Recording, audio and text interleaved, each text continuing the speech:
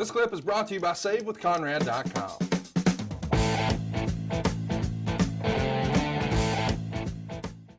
Instagram a wrestling historian wants to know, how would Bruce Prichard have ended the NWO storyline differently in 02?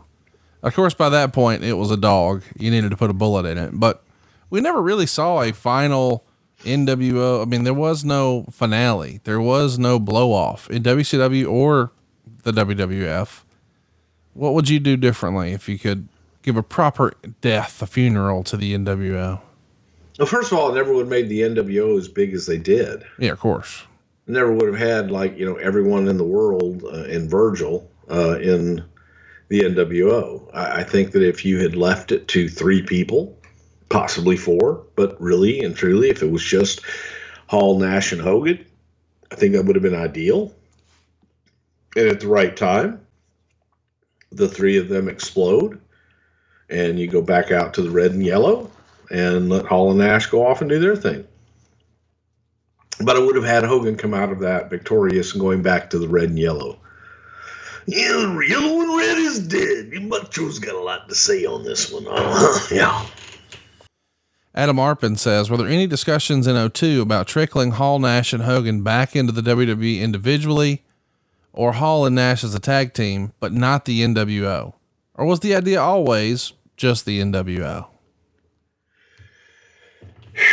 It had many incarnations. So, there was talk of only bringing Hogan back. There was talk of only bringing Hall and Nash back. One end or the other.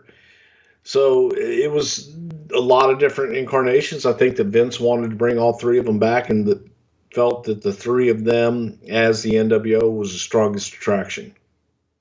Lindsay writes, sitting at Gorilla all those years, have you noticed any talent that have certain superstitions or ritual things they do before they go through the curtain? Yeah, there's certain ones. Charlie Haas and Jerry Briscoe always had a little ritual to remember Charlie's brother Russ. And, there are guys that do the sign of the cross before they go out. There's, guys that have to get them pump themselves up and slap themselves in the face and that kind of stuff.